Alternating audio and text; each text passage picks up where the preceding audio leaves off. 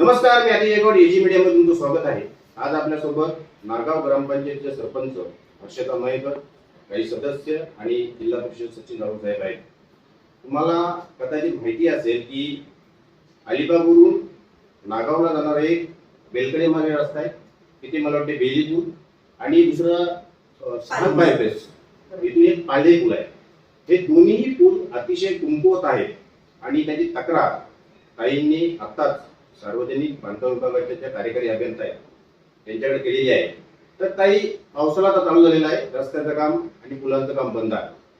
वारंवार सांगून सुद्धा सार्वजनिक बांधकाम विभाग अशा पद्धतीची कामं करत नाहीत. ते सांगतात की वनाचा प्रॉब्लेम आहे, त्यांची परमिशन घ्यायला पाहिजे, असं झालं तसं झालं.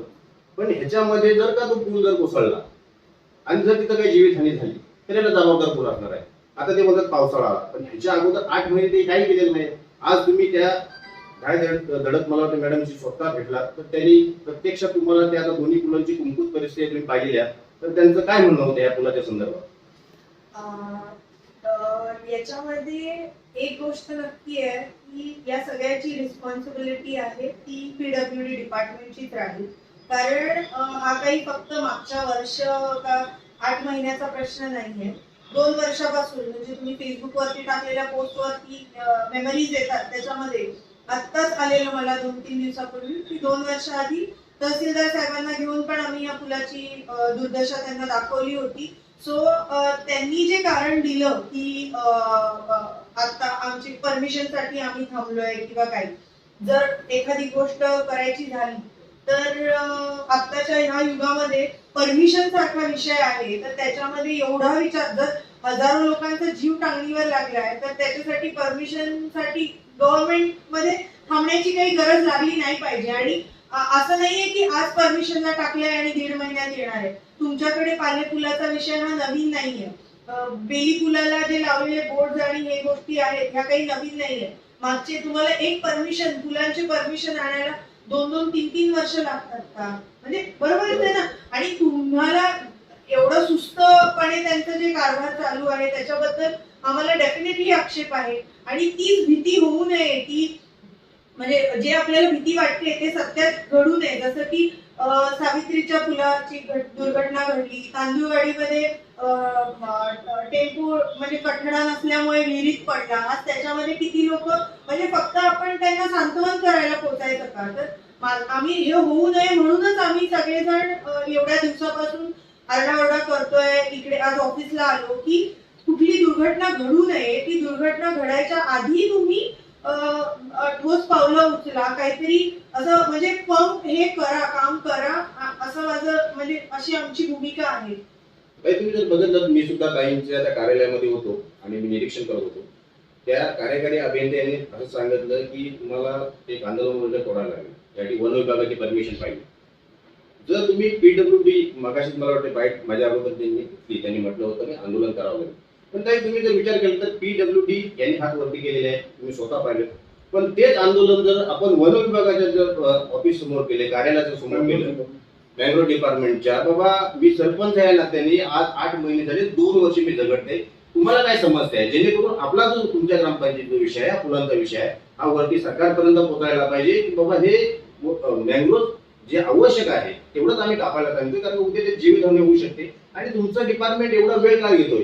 सार्वजनिक बांधकाम विभागाने सांगितलं की आम्ही पूल करायला तयार आहोत, परंतु ते सांगतात वन विभाग की आमची परमिशन असल्याशिवाय त्याला त्या गोष्टी करायला नाही. तर तुम्ही वन विभागाच्या बाबतीमध्ये तुमची काही भूमिका आहे, आडमुठी भूमिका, याच्याबद्दल तुम्ही खऱ्या अर्थाने जर पुलाचं काम करायचं असेल तर त्यांची परमिशन घ्यावी लागेल. तर तुम्ही त्याच्यासाठी काय करणार आहे? दादा, एक गोष्ट आहे की बघा, परमिशन पूल कोण मांडणार आहे? पीडब्ल्यूडी. मी सरपंच आहे. उद्या तुम्हाला आपण फूड अँड ड्रगचं लायसन्स देतो किंवा काय म्हणजे ना हरकत दाखला देतो. तुम्ही जर माझ्याकडे मागायला आला, बाकीचं काय लागतं याच्याशी तुमचं घेणं देणं नाही ना. ते काम कोणाचं आहे? माझं काम आहे आणि मी ते शॉर्ट करायचं आणि तुम्हाला द्यायचंय. पीडब्ल्यूडीला जेव्हा आमचं पीडब्ल्यूडी कडनं, म्हणजे सर्वसामान्य माणसाचं अपेक्षा काय आहे की आम्हाला ब्रिज बांधून मिळावं. त्याच्यासाठी लागणाऱ्या ज्या काही म्हणजे परमिशन्स आहेत, जे काही परवानग्या आहे, ज्याचं ते आम्हाला कारण पुढे करतायत, तो आमचा कन्सर्नच नाहीये. आपण एकाच माणसाकडे हे करणार.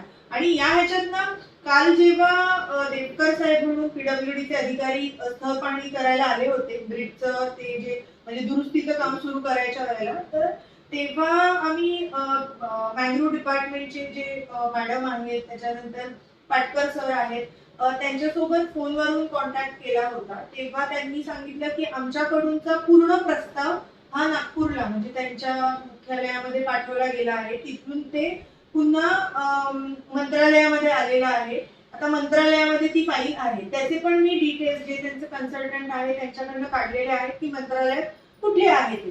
सो हा प्रश्न म्हणजे आता बघा, आंदोलन करायचंय, आपली मागणी ठाम आहे की आम्हाला ब्रिज नवीन बांधून हवा, कुठली दुर्घटना होऊ नये, एसटी बस चालू व्हावी, या सगळ्याच्या आपल्या सगळ्यांच्या आमच्या मागण्या आहेत.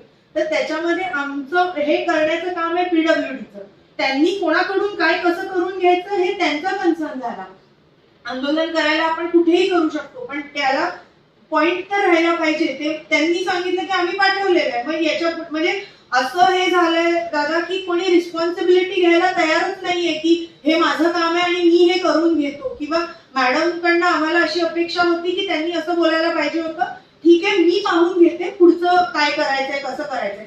आम्हाला पाठवणं हे त्यांची ड्युटी नाहीये. आम्ही काही त्यांचे म्हणजे स्टाफ नाही होत की तुम्ही जाऊन बघून या की परवानगी कुठपर्यंत अटकली आहे किंवा कुठे नाही. त्यांना रस्ता बांधायचा आहे. आमची मागणी परफेक्ट डिपार्टमेंटकडे आहे, म्हणजे एक सिंगल पर्सनकडे आहे. जी परवानग्या घ्यायच्या हे त्यांचं हे झालं. परंतु त्याही पलीकडे जाऊन जे म्हणजे फॉरेस्ट डिपार्टमेंट किंवा अजून कुठे मंत्रालयात जायला लागलं, कोणालाही भेटायला लागलं तरी त्या बाबतीतली आमची तयारी आहे. तर ताईंनी कशा पद्धतीने ह्या मुलांसाठी काय करायला पाहिजे यांची भूमिका मांडली. आपल्यासोबत त्या चौल जिल्हा परिषद मतदारसंघाचे सदस्य राहुल साहेब सुद्धा आहेत. राहुल साहेब, आता ताईंनी म्हटल्याप्रमाणे आणि त्या कार्यकारी अभियंता मॅडम यांनी म्हटल्याप्रमाणे फाईल नागपूरवरून मंत्रालयात आलेली आहे. मंत्रालयामध्ये सध्या तुमचं सरकार सत्तेमध्ये आहे, तुमचे आमदार इथे आले पाहिजे, शिक्षण शिंदे गटाचे आहेत. तर हे दोन्ही पूल तुमच्या मतदारसंघामध्ये मला खरोखर अतिशय चांगलं वाटलं.